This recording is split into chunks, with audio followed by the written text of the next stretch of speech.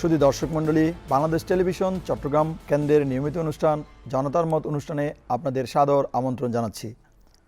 আজকে আমরা একটি অত্যন্ত গুরুত্বপূর্ণ, সংবেদনশীল এবং সময়োপযোগী বিষয় নিয়ে কথা বলবো। আজকের আলোচ্য বিষয় ভুয়া তথ্য ও গুজব সমাজে প্রভাব কতটা। বর্তমান সময় তথ্য প্রযুক্তির যুগ। একটি মোবাইল ফোন, একটি ইন্টারনেট সংযোগ আর কয়েক সেকেন্ডের মধ্যেই একটি খবর পৌঁছে যেতে পারে লাখো মানুষের কাছে। কিন্তু সমস্যাটা তখনই তৈরি হয় যখন সেই খবরটি সত্য নয়, ভুয়া, বিভ্রান্তিকর কিংবা উদ্দেশ্য প্রণোদিত গুজব। একটি মিথ্যা পোস্ট, একটি সম্পাদিত ভিডিও কিংবা যাচাইহীন একটি বার্তা আমাদের সমাজে আতঙ্ক ছড়াতে পারে, মানুষের সম্মানহানি ঘটাতে পারে, এমনকি সহিংস পরিস্থিতিও তৈরি করতে পারে। আমরা প্রায়ই দেখি গুজবের কারণে সামাজিক অস্থিরতা, পারিবারিক দ্বন্দ্ব, ধর্মীয় উত্তেজনা, রাজনৈতিক বিভ্রান্তি, এমনকি প্রাণহানির ঘটনাও ঘটছে। প্রশ্ন হলো, কেন মানুষ এত সহজে গুজবে বিশ্বাস করে? এসব প্রশ্নের উত্তর খুঁজতেই আজকের আমাদের এই আয়োজন। স্টুডিওতে উপস্থিত আছেন চারজন সম্মানিত অতিথি। চলুন পরিচিত হয়ে নিই আজকের আমাদের অতিথিবৃন্দের সাথে। আমার সর্বডানে আছেন প্রফেসর আব্দুল্লাহ আল মামুন, চেয়ারম্যান মাধ্যমিক ও উচ্চ মাধ্যমিক শিক্ষা বোর্ড চট্টগ্রাম। সর্বডানে আছেন সাংবাদিক হাসান মুকুল, ব্যুরো চিফ, দৈনিক দিনকাল। আমার বাম পাশে আছেন engineer Mohammad Arif Hasan Chowdhury, assistant professor, department of CSE, USTC. সর্বডানে আছেন মোহাম্মদ আজহারুল ইসলাম তামিম, বিবিএ ফাইনাল সেমিস্টারের ছাত্র, ইন্টারন্যাশনাল ইসলামিক ইউনিভার্সিটি চট্টগ্রাম। আপনাদের চারজনকেই বাংলাদেশ টেলিভিশন চট্টগ্রাম কেন্দ্রের পক্ষ থেকে ধন্যবাদ জানাচ্ছি। বর্তমানে আমরা দেখছি সামাজিক যোগাযোগ মাধ্যমে গুজব সবচেয়ে দ্রুত ছড়ায়। প্রযুক্তিগতভাবে এটা কিভাবে সম্ভব? এখন বর্তমানে যেটা দেখতে পাচ্ছি সেটা হচ্ছে যে আমাদের যে সামাজিক বিবাদ এবং রাজনৈতিক বিবাদ, এটার মূল সূত্রপাত হচ্ছে গুজব, অর্থাৎ miss information leading to the social problem and impact to the social violence. তো সেই ক্ষেত্রে সেটা হচ্ছে যে আসলে গুজব কিভাবে ছড়ায়। ফেসবুক বা মেটার কথা চিন্তা করি বা আদার সোশ্যাল মিডিয়া যেগুলো আছে ওগুলোর কথা যদি আমরা একটু দেখি, সেটা হচ্ছে যে সোশ্যাল মিডিয়াগুলো মূলত হচ্ছে ওরা একটা প্রসেস এবং একটা অ্যালগোরিদমিক ওয়েতে যায়। সেটা হচ্ছে ওদের মধ্যে ওরা গ্রাফ থিওরি অ্যাপ্লাই করে। যেটা হয় সেটা হচ্ছে ওদের মধ্যে কিছু হোপ থাকে এবং কিছু এইজ থাকে। ধরেন আমি আছি, আমার যখন একটা ইউজার যখন একটা অ্যাকাউন্ট থাকে, একটা অ্যাকাউন্টের পরে দেখা যাচ্ছে আমার সাথে আরও 100 কানেক্টেড, 100 থেকে আরও কানেক্টেড হয়। তো এই যে কানেক্টিভিটি, এটাকে আমরা বলি যে আসলে এক্সপোনেনশিয়াল প্রপাগেশন। এটা একটা ডিস্ট্রিবিউটেড নেটওয়ার্ক সিস্টেমের মধ্যে থাকে। তো যখন কোনো একটা নিউজ হয়, এই নিউজটা হচ্ছে কেবলমাত্র আমার মধ্যে সীমাবদ্ধ থাকে না। Then when I share some information অর্থাৎ এনি নিউজ, যে কোনো কিছু, এটা গুজব হোক বা নর্মাল নিউজ হোক, ফেসবুক বা ইউটিউবের অ্যালগরিদম এটাতে ভূমিকা রাখে। এটাতে ভূমিকা রাখে। এরা বট অ্যাকাউন্ট বা সংগঠিত অপপ্রচার কতটা দায়ী? সরাসরি বলবো না যে আসলে মেটা বা ফেসবুক সোশ্যাল মিডিয়াগুলো গুজবকে প্রমোট করে, আমরা এটা বলবো না, কিন্তু দেয়ার ইজ এ স্কোপ। যেহেতু এখানে সিস্টেমটা হচ্ছে যে একটা এক্সপোনেনশিয়াল যে রিচ করা, এখান থেকে কিন্তু আমরা যে কোনো ইনফরমেশন কিন্তু খুব দ্রুত একদম রিয়েল টাইম এটা সব জায়গায় ছড়িয়ে যায়। এরপর আপনি যেটা বলছিলেন গুজবের জন্য আসলে বা মিস ইনফরমেশনের ক্ষেত্রে কারা দায়ী। তো মিস ইনফরমেশনগুলো ইউজুয়ালি কেউ হচ্ছে যে ইচ্ছাকৃত মিস ইনফরমেশনগুলি লিক করে, আর কেউ হচ্ছে না জেনে করে। যারা ধরেন আপনার রিচ করতে চায় বা আদার্স কোনো benefit, for example political benefit হতে পারে, আদার কোনো সোশ্যাল বেনিফিট হতে পারে, সেক্ষেত্রে করে যে একটা হচ্ছে যে ফেক আইডি, নাম্বার ওয়ান, যে ফেক আইডি ক্রিয়েট করে ওর হয়তো আরিফ বা কেউর জন্য আমি কেউ নাই, সে আইডি ক্রিয়েট করলো, ওখান থেকে একটা ইনফরমেশন ক্রিয়েট করে এটাকে এক্সপান্ড করা হলো, এক্সপ্লোর করা হলো, এবং এটা অনেকের কাছে যায়, যাওয়ার পরে এটা খুব দ্রুত গতিতে শেয়ার হতে থাকে। আরেকটা হচ্ছে যে আর্টিফিশিয়াল, যেটাকে আমরা বলি যে বট, যেটা হচ্ছে যে আর্টিফিশিয়ালি আসলে এই আইডিগুলোকে অনেকগুলো আইডি অ্যাট এ টাইম, অনেকগুলো আইডি অ্যাট এ টাইম তৈরি করা হয়। এটা তাও মেশিন লার্নিং বা আমরা যদি বলি এআই বেসড অপারেশনের মাধ্যমে করা হয়, এবং এখান থেকে দেখা যায় যে হাজার হাজার শত শত আইডিগুলো ক্রিয়েট করা হয় এবং ওখান থেকে ডিফারেন্ট কমেন্টসগুলো তৈরি করা হয়। এই দুইটা ওয়ে আমি বলবো যে আসলে গুজবকে এক্সপোজ করার জন্য, এক্সপ্লোর করার জন্য সবচেয়ে বেশি। সাধারণ মানুষ কিভাবে বুঝবে যে তথ্যটি ভুয়া? আমি 2013-এর কথা বলি, 13 or 12 এরকমই হবে। হঠাৎ করে আমার কাছে একটা ভিডিও আসছে, এটা ফেসবুকে একদম ইনিশিয়ালি, যে ফেসবুকে ভিডিওটা দেখি যে ওখানে আমরা তো অ্যাকচুয়ালি অনেক বেশি একটু ইমোশনাল হই, যে ফেসবুকে ভিডিওটাতে আমি দেখলাম যে ওখানে খুব অনেকগুলো মোর দেন মিলিয়ন ভিউ আছে ওই ভিডিওতে, এবং ওখানে খুব মানে আপনার ক্যাপশনটা ভেরি নাইস ক্যাপশন, যে বলা আছে যে আপনার ইউরোপের একটা মসজিদে গায়েবী আজান হচ্ছে, মানে গায়েবী আজান হচ্ছে। তো একটা মসজিদ থেকে গায়েবী আজান হওয়া আমরা এখানে জানি যে দেশে এরকম হয়, যে গায়েবী মসজিদ, গায়েবী পীর এরকম থাকে। So I was very much confuse যে আসলে এটা কীভাবে সম্ভব গায়েবী আজান। ভিডিওটা একটু দেখলাম, ক্লিক করলাম, হঠাৎ করে আমার কাছে মসজিদটা একটু খুবই এই পরিচিত মনে হচ্ছে। মসজিদটা হচ্ছে সুইডেনে। এই মসজিদে আমি নামাজ পড়েছি বিধায় আমার কাছে মসজিদটা খুব পরিচিত মনে হলো। তখন আমি একটু কমেন্টও মানে অনেক পড়লাম, সবাই মাশাআল্লাহ এটা খুব মানে পজিটিভলি ভিডিওটা দেখছে এবং এটা শেয়ার হচ্ছে। তো এই যে ব্যাপারটা সেটা হচ্ছে যে আসলে মসজিদটা মূলত গায়েবী আজান না, ওখানে আজান দেওয়া নিষিদ্ধ ছিল। মানে সুইডেনে নর্মালি ইউরোপিয়ান কান্ট্রিগুলোতে মসজিদগুলিতে আজান দেওয়া হয় না। তো এইখানে একটা মসজিদ একটু শহর থেকে একটু দূরে, এই মসজিদটা যখন ফার্স্ট উদ্বোধন করা হয় ওদিন অনেকগুলো সাংবাদিককে কল করা হয়েছে এবং প্রথম ডে ফার্স্ট ডে ওখানে আজান দেওয়ার একটা করে ওই ভিডিওটাকে একটু এইভাবে কিন্তু আসলে মিস ইনফরমেশনগুলো মানে প্রপাগেট হয়, এইভাবে মিস ইনফরমেশনগুলো। ধন্যবাদ। অর্থাৎ প্রযুক্তি নিজে কোনো সমস্যা নয়, বরং এর অপব্যবহারে মূল সংকট তৈরি করছে। কিন্তু প্রশ্ন হচ্ছে মানুষ কেন অত সহজেই যাচাই না করে এসব বিশ্বাস করে? সামাজিক মনস্তত্ত্ব এখানে কি বলছে?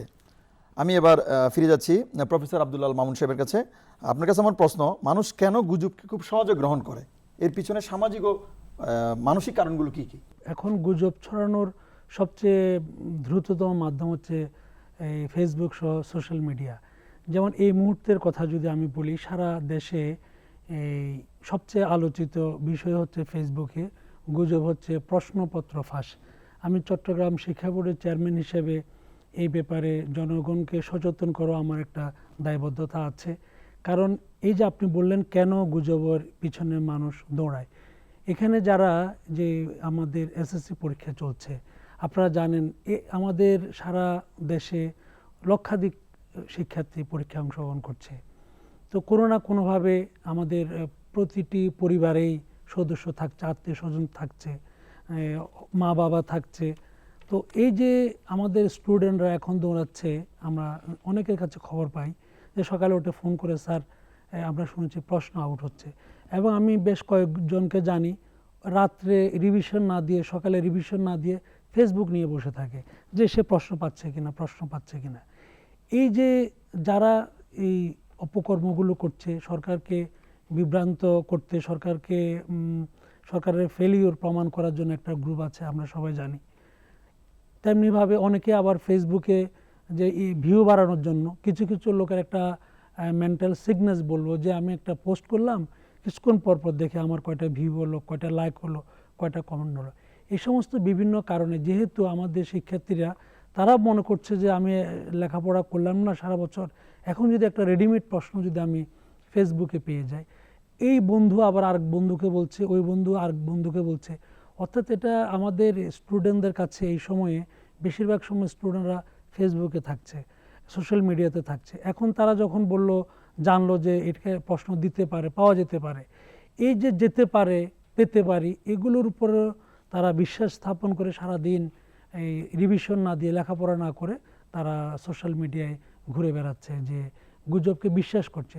আর যারা এগুলো ছড়াচ্ছে তারাও ভুলভাল প্রশ্ন, আগের প্রশ্ন বিভিন্ন কিছু দিয়ে তারা একটা লোভনীয় অফার দেয় যে এটা আমার এখানে বিকাশে বা এই মাধ্যমে যোগাযোগ করলে আপনারা প্রশ্ন পাবেন। অর্থাৎ একটা ক্রাইম এখানে হচ্ছে, যারা অপরাধের সাথে জড়িত তারা কিছু টাকা পয়সা হাতিয়ে নেওয়ার জন্য ফেসবুকে গুজব ছড়াচ্ছে। আর যারা পরীক্ষার্থী তারা মনে করছে যে আমি যদি ফেসবুকে ঢুকে, সোশ্যাল মিডিয়াতে ঢুকে একটা প্রশ্ন পেয়ে যাই, তাহলে আমার জন্য এটা অনেক লাভজনক হবে, তার পরীক্ষার জন্য সে ভালো পরীক্ষা দিতে পারবে তার ধারণা। আসলে এই প্রশ্ন ফাঁস হওয়ার এই সরকারের আমলে যে ব্যবস্থা আমরা গ্রহণ করেছি, কোনো অবস্থাতে প্রশ্ন ফাঁস হওয়ার কোনো সুযোগ নাই।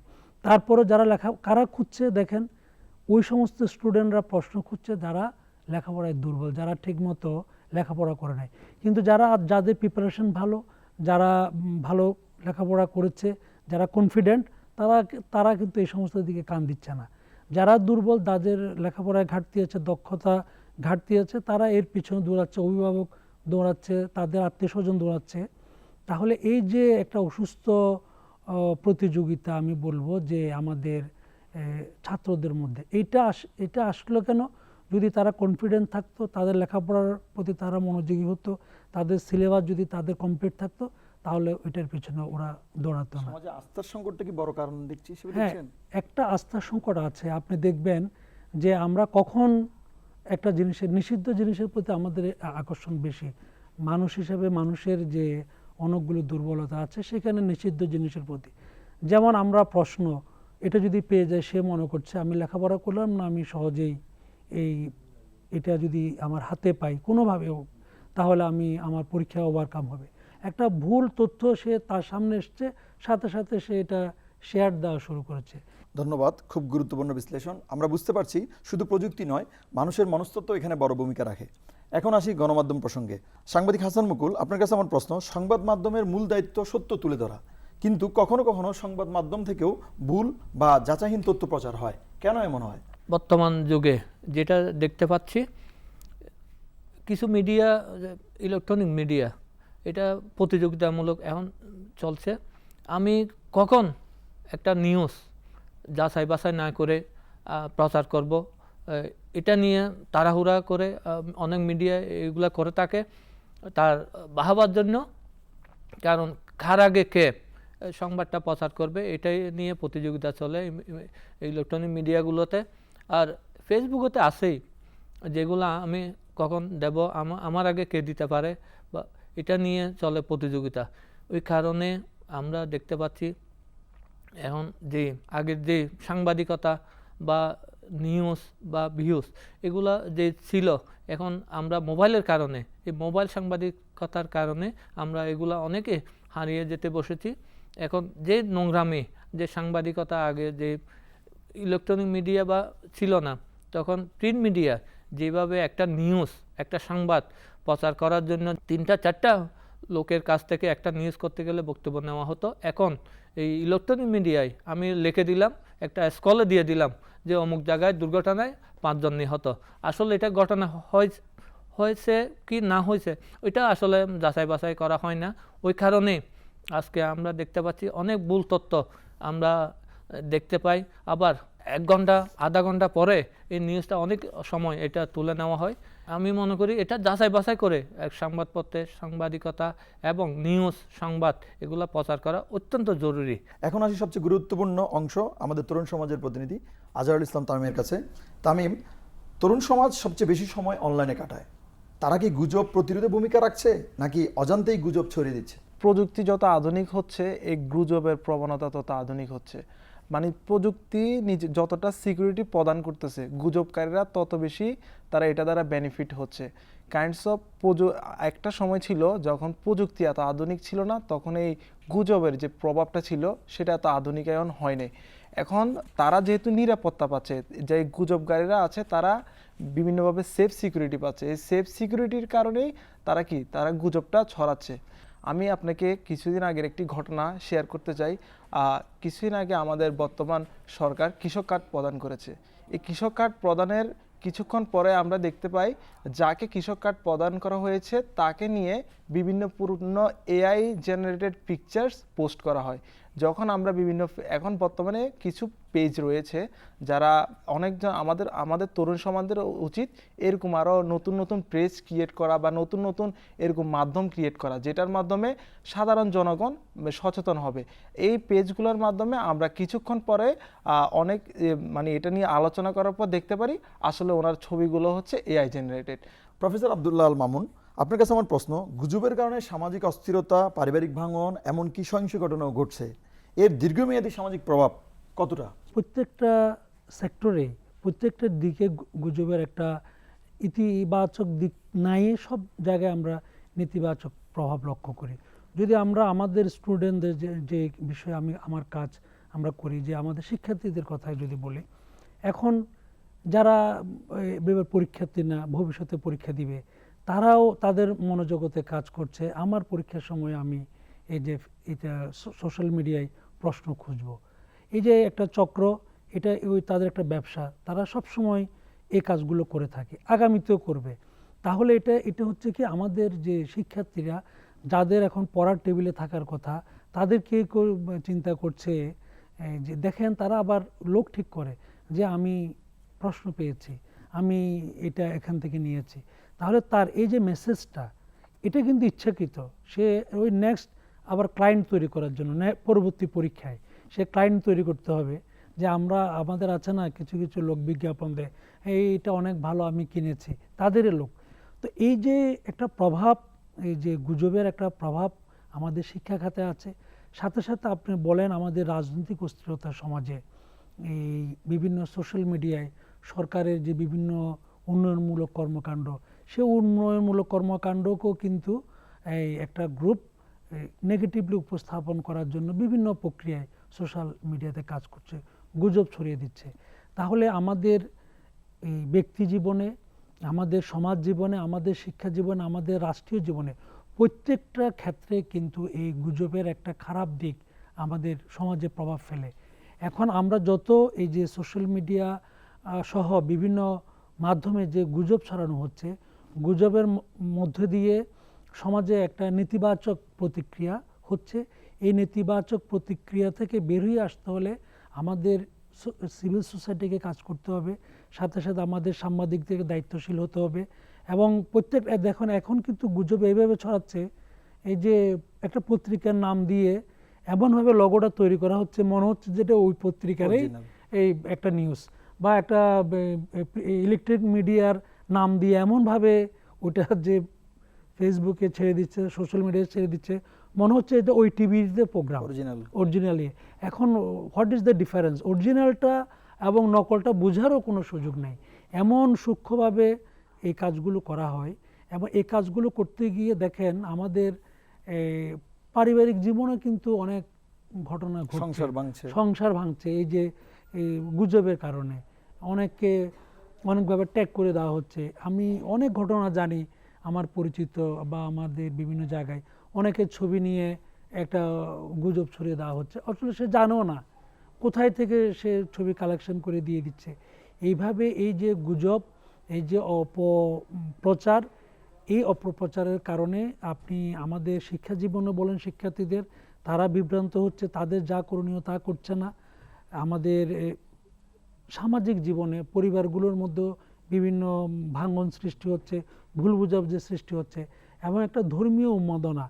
সরকার যতই চেষ্টা করছে, আমাদের যারা আপনাদের সত্যিকারের মিডিয়া, প্রিন্ট মিডিয়া বলেন, ইলেকট্রিক মিডিয়া বলেন, তারাও চাচ্ছে যে এই ভুল তথ্যগুলো, গুজবগুলো না ছড়াক, কিন্তু তারপরও সমাজে অহরহ এই কাজগুলো করছে। শিশু কিশোরদের মানসিক বিকাশেও প্রভাব ফেলতেছে, অবশ্যই মানসিক বিকাশেও প্রভাব ফেলছে। এবং আমরা দেখেন, আমরা শিক্ষা বোর্ডের পক্ষ থেকে আমরা সরকারের বিভিন্ন এজেন্সির সাথে যোগাযোগ করে আমরা কিন্তু ইতিমধ্যে কয়েকটা সংঘবদ্ধ গ্রুপকে আমাদের ধরা সম্ভব হয়েছে, যারা বিশেষ করে প্রশ্নপত্র বিক্রি করবে বের হয়েছে, এইগুলো বলে তাদেরকে ঢাকায় শনাক্ত করা এবং গ্রেপ্তার করা সম্ভব হয়েছে।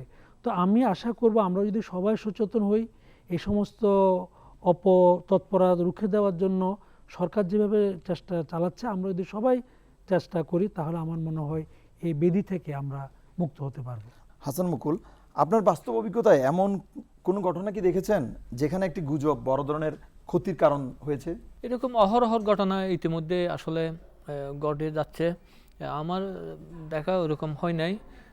আমরা দেখতে পাচ্ছি গুজব ইতিমধ্যে প্রতিদিনে একটা না একটা গুজব আমরা লক্ষ্য করছি।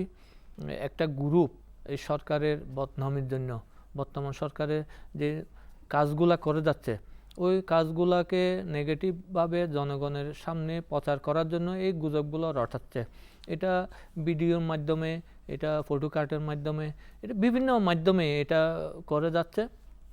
এটা আসলে আমার জানা মতে প্রশাসন রয়েছেন, এটা প্রশাসনিকভাবে যদি যতদিন এটা নিয়ন্ত্রণ করা না যায় ততদিন এটা বাড়তেই থাকবে। সমস্যা যেমন বড়, সমাধানও তেমনই সমন্বিত হতে হবে। আমি ফিরে যাচ্ছি ইঞ্জিনিয়ার মোহাম্মদ আরিফ হাসান চৌধুরীর কাছে। গুজব প্রতিরোধে প্রযুক্তিগতভাবে কী ধরনের সমাধান সবচেয়ে কার্যকর হতে পারে? আর সোশ্যাল মিডিয়াগুলো কিন্তু গুজবকে ফিল্টার করার চেষ্টা করে। সেটা হচ্ছে গুজব ফিল্টার বলতে কি, আমি যদি কোনো মিডিয়াতে যদি কোনো সেন্সেশন ওয়ার্ড যদি আমি ইউজ করি বা কোনো খারাপ কোনো ভিডিও যদি দিয়ে এটা অটোমেটিক্যালি কিন্তু আমার সোশ্যাল মিডিয়া কিন্তু এটাকে ডিক্লাইন করে।